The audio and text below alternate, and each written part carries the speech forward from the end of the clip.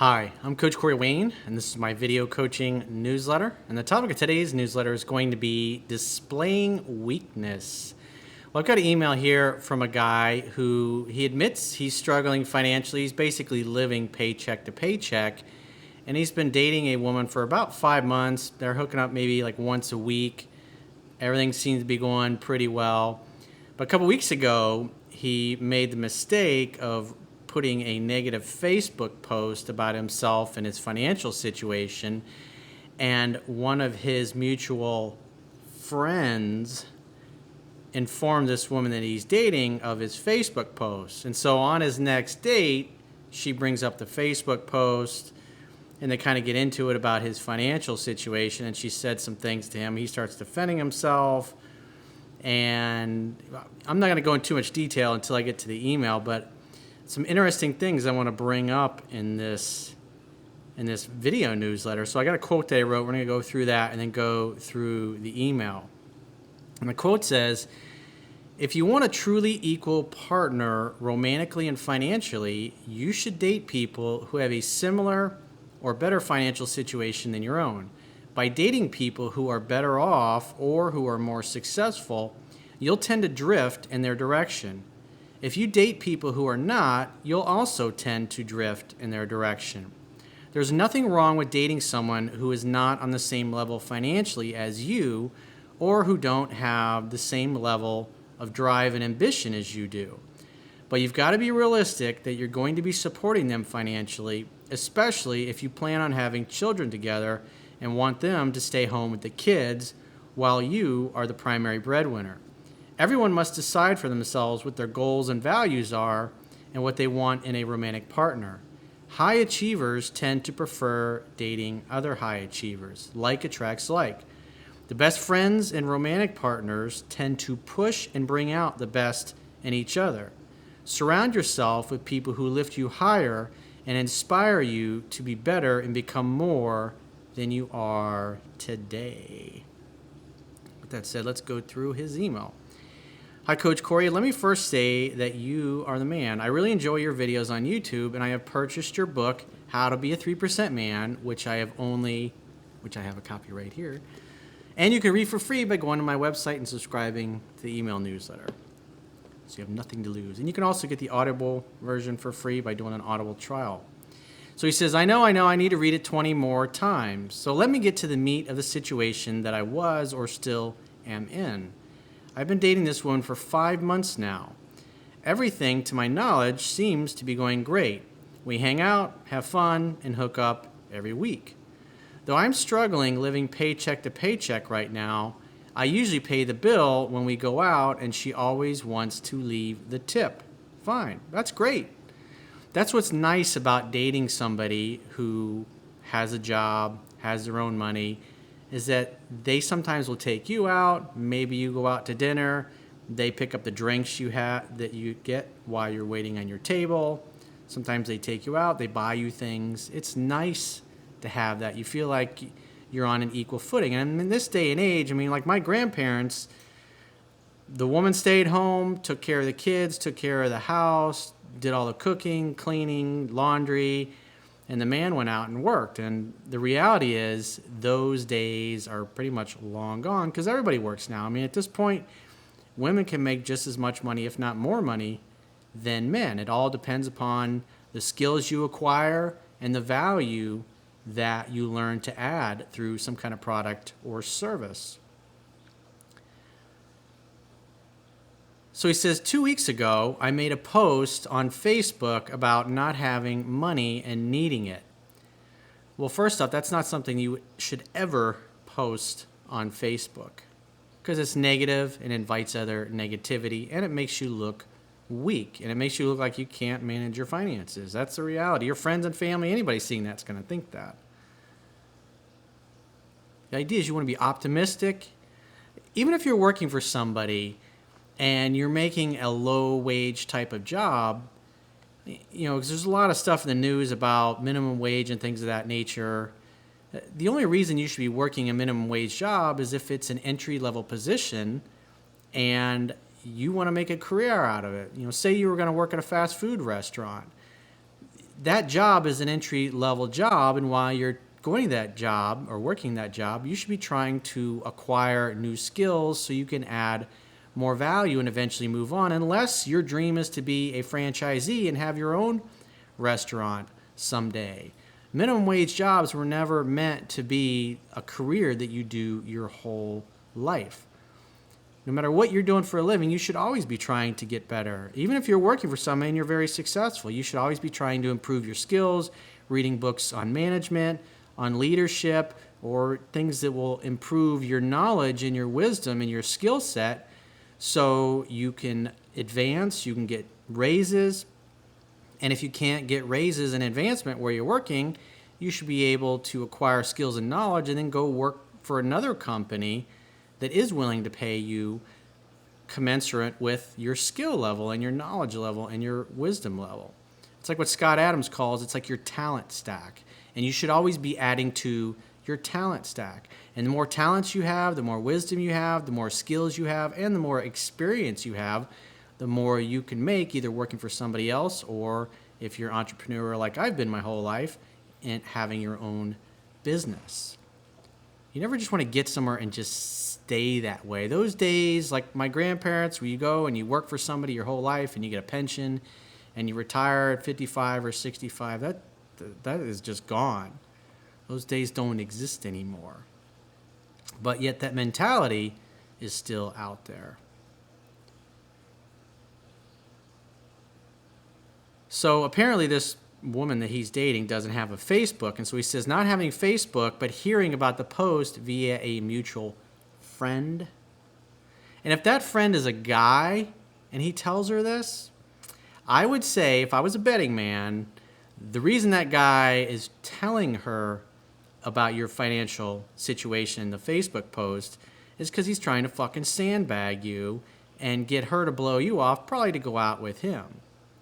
But if it's a female friend of yours, it's like, that's not helpful. But then again, I mean, you posted it yourself publicly, and you should never post like shit like that about yourself. Even if you feel or think that way, it's just not positive. So she didn't want me to take her out to eat for her birthday if I couldn't afford it. So he's displayed weakness. Now, what does a woman do when you display weakness? So that's a chink in your armor. Well, she's going to take some salt and some lemon juice and maybe another knife to see if she can pry it open a little bit bigger. I mean, it's a metaphor, obviously. But women, what's great about women for men is they challenge you to be better, to grow. If they sense a weakness, they're going to test and they're going to probe it. Not because they're trying to be assholes, because they want to see that you can handle it, that you can weather the storm, if you will, to borrow a phrase from my book. And when you lose your shit and you get upset about it, that makes it look like you're really upset about it and you're really fearful. And that's the kind of thing that's going to make, especially if you're dating a woman who happens to be making more money than you or is in a better financial situation. It's not going to help create attraction. It's going to create the opposite effect. I told her I could buy her dinner for her birthday, but money is tight. After telling her that, I was not going to argue about it and for her not to make a big thing about it. Well, like I say in my book, women tend to take the little things and your job as a man is to shrink it back down into not being a big deal. Because if it's really not a big deal and she can sense that and she can feel it, she's going to let it lie. She's going to drop it.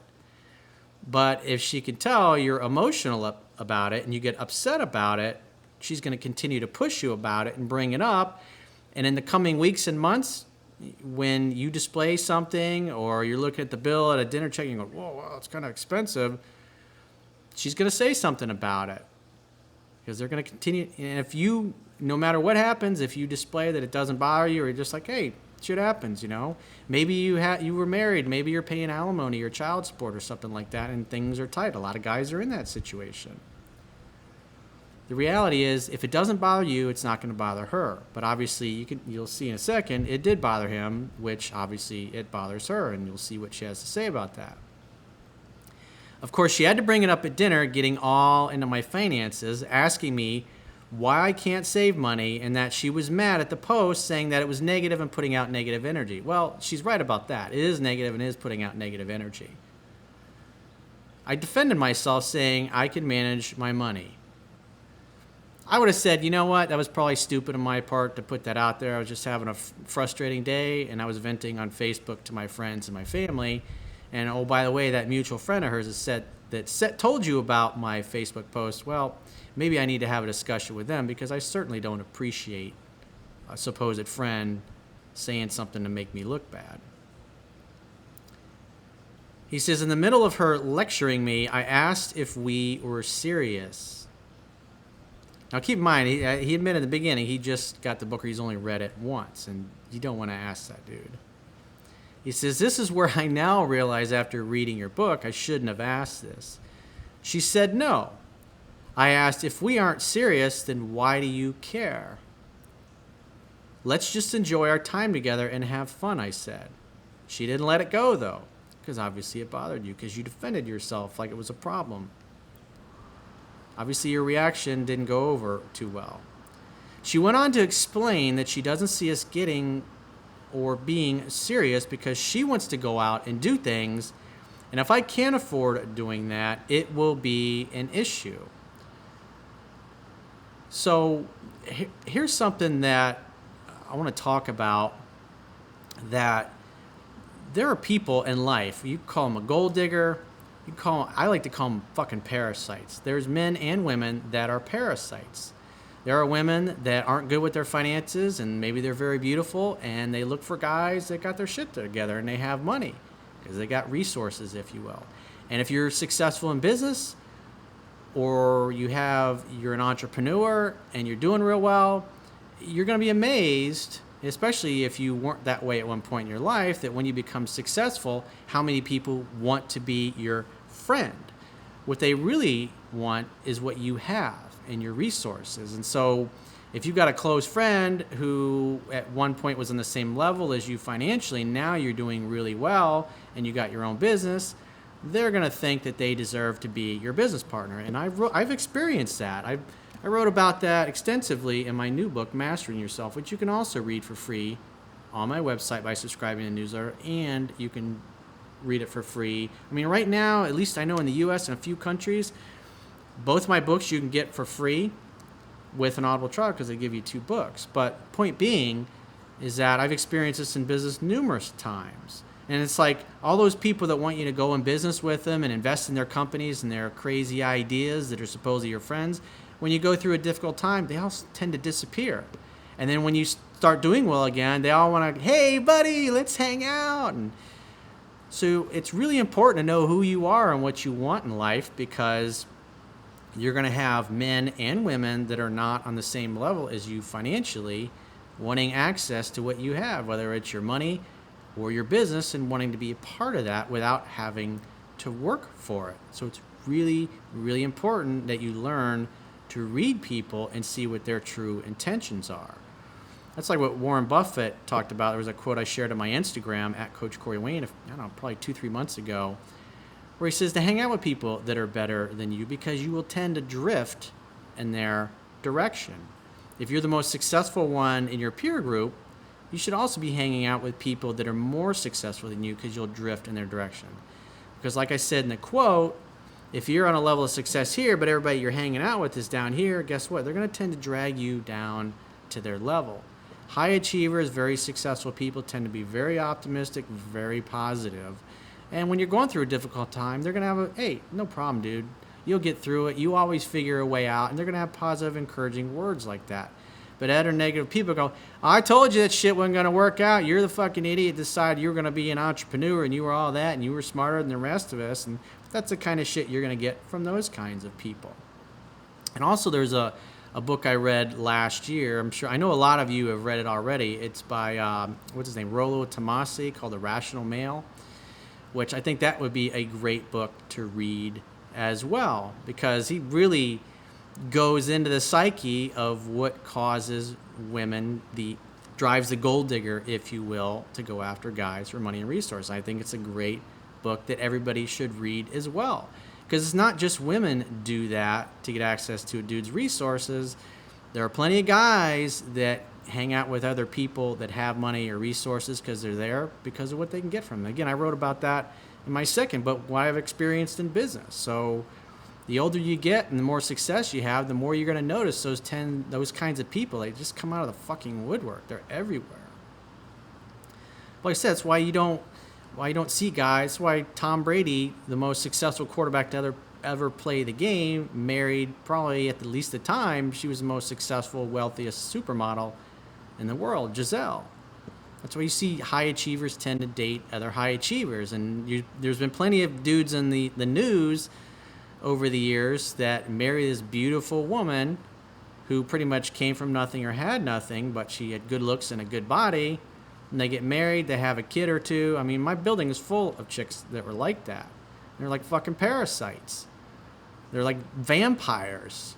And they latch on to people they have a kid or two, and then they're out of there. And then now you're paying, in my state, Florida, where I live, what you come into a marriage with, you tend to leave with. But there are other states where the laws just suck, or the guy just gets fucking taken to the cleaners. It's like, I know in California they have common law marriage, where if you're together, I think it's 10 years, and whatever you got is automatically half hers. And you'll notice a lot of people that have been together almost 10 years, their relationship ends like right before that 10-year mark, so they don't have to give away half their assets to somebody. So an old friend of mine used to say all the time, he says, it's not a matter how much you make, it's how much you keep. And the reality is, the more money you make, the more you're going to have people wanting to borrow money and wanting you to invest in their company and their business, and the more you're going to get women that are going to show up and they're going to want access to what you got because of the lifestyle they think they're going to get. You want to make sure people are there for you because they want to be a great teammate and a great partner, not because they're a fucking leech or a parasite wanting what you got. And when you don't have a high opinion of yourself and you've never really gotten much attention, and then you have a lot of financial success, those guys tend to be pretty vulnerable in those situations. There's tons of them you can read about. I mean, look how many actors you see in Hollywood that go through one marriage and divorce after another, and they get to a point they got so many ex-wives, it's most of their income goes to the ex-wives and the kids that they had with them. The world's a brutal place, man. You could be a nice guy all you want, but the reality is you got to pay attention to who you allow into your life, in your inner circle, and who you date. So back to this guy's email. And she doesn't want to wait until I am in a better situation, apparently. Well, hold on, let me back up a little bit. She went on to explain that she doesn't see us getting or being serious because she wants to go out and do things, and if I can't afford doing that, it will be an issue. Now, if she's broker than you are, then what does that tell you about her character? She wants a guy who's going to take care of herself. And there's lots of women out there, and if you don't mind, then that's fine. But if you don't know any better about it, there's a lot of people out in society that are like that. How many people do you know that have had money and have lent it to friends and then they never hear from that fucking friend again? Probably everybody that's watching this video has had a friend they've lent to at some point in their life and they just fucking disappear and never pay it back. Or then when you ask them about paying you back, they get pissed off at you. Because the reality is they have no fucking intention of paying you back. People feel jealous, they feel envious, they don't want to do the work to get to where they are. They feel like the world fucking owes them something. And you got plenty of politicians out there that'll tell everybody what a victim they are, and it's those evil rich people that are hogging all the resources. So he says, so I'm getting the impression that she would never actually date me, but yet still expects me to treat her like a boyfriend would. Well, you kind of opened yourself up there by posting that to Facebook, dude. And whoever that mutual friend is, you might want to reconsider that friendship. I definitely would not be posting shit like this on Facebook because it's not helping you.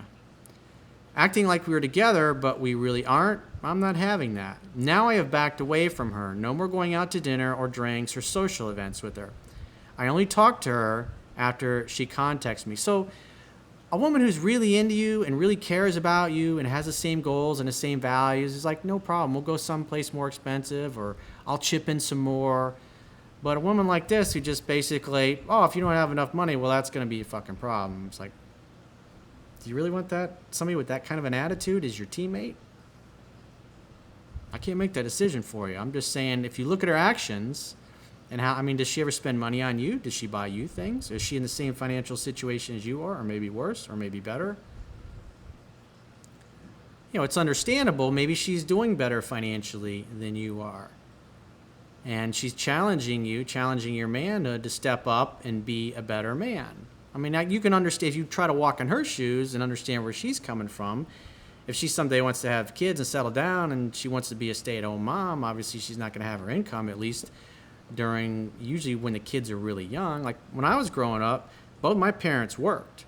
So when I was young and my brother was really young, my mom stayed home. But once we were old enough to go to school, she started working. And later on, when my parents had a business, they both worked at the business. And, you know, as I talk about in my second book, my brother and I, we were latchkey kids. So we got ourselves up. We went to school in the morning. We made ourselves breakfast. And then we came home around 2, 3 o'clock in the afternoon. Our parents didn't get home till 5 or 6 o'clock at night. And this is going back to when we were in elementary school. And it was always like that. It made us very independent and self-reliant. But my parents were teammates from that perspective.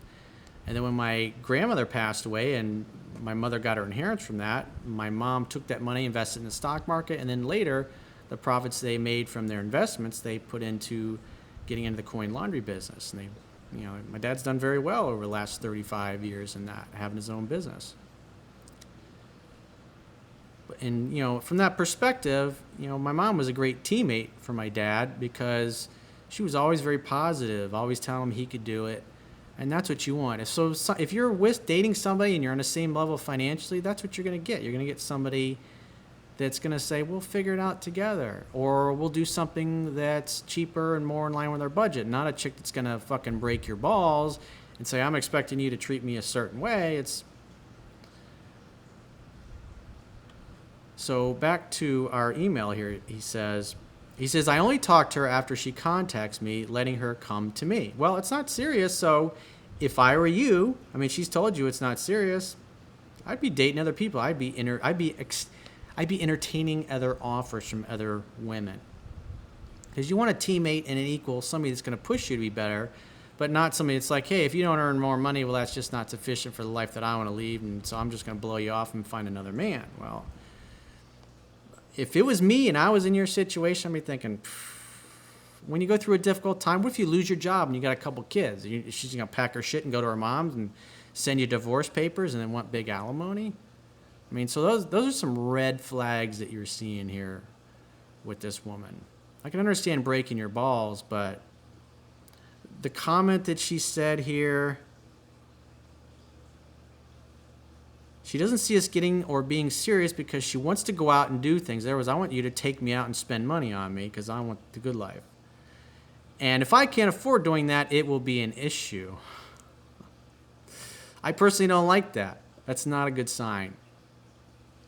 A good woman comes from a good family where mom and dad struggled together. They struggled well together, to borrow a phrase from Ray Dalio's book, Principles, which I highly recommend that as well. She's going to figure a way that you can do things together and not fucking beat you up over it. So everything happens for a reason in life, and this, what's happened, should cause you to re-examine your reasoning for even being with her. So he says, no more going out to drinks or dinner or social events with her, only after she contacts me, letting her come to me. It's been a few weeks since I backed off, and we have hooked up twice, and it seems like we're going to be friends with benefits. Hang out, have fun, and hook up, right? I don't see why not, dude. I mean, quite frankly, what has she really done to justify you making extra effort? I mean, you're being a great guy by taking what little limited extra money you got and spending it on her, and she's fucking saying, well, it's not going to be enough. I want the good life. It's like, does that sound like an equal or a teammate? Somebody that's going to be on your side, that'll go through thick and thin with you? I don't think so. So I think you did the right thing, dude. So great fucking job for staying up for yourself. I mean, obviously, I would have never posted that shit, but you handle yourself pretty well, and it seems to have revealed a potential character flaw in this woman that you're dating. So, in other words, you're not making enough money for her, then she doesn't warrant consideration for a girlfriend, and definitely not consideration for a future wife.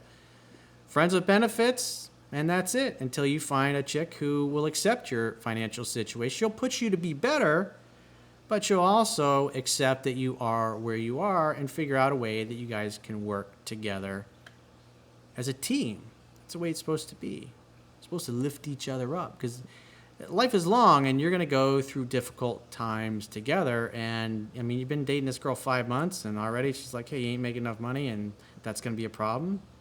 It's like, I would say that if it were me, based on that, that would disqualify her for consideration as a girlfriend or a wife. But like I said, that it's up to you. You know, all I got is limited info that you gave me in this email, but you know, it's something that we're all faced with. And like I said, as you become more successful in life, the parasites and the vampires, they fucking come out of the woodwork like fucking termites, man. And if you allow a termite into your life, they'll fucking drain you. So if you've got a challenge or a situation you'd like to get my help with, the quickest way is to go to my website, click the products tab at the top of your screen, and book whatever coaching option works for you. And I will talk to you soon.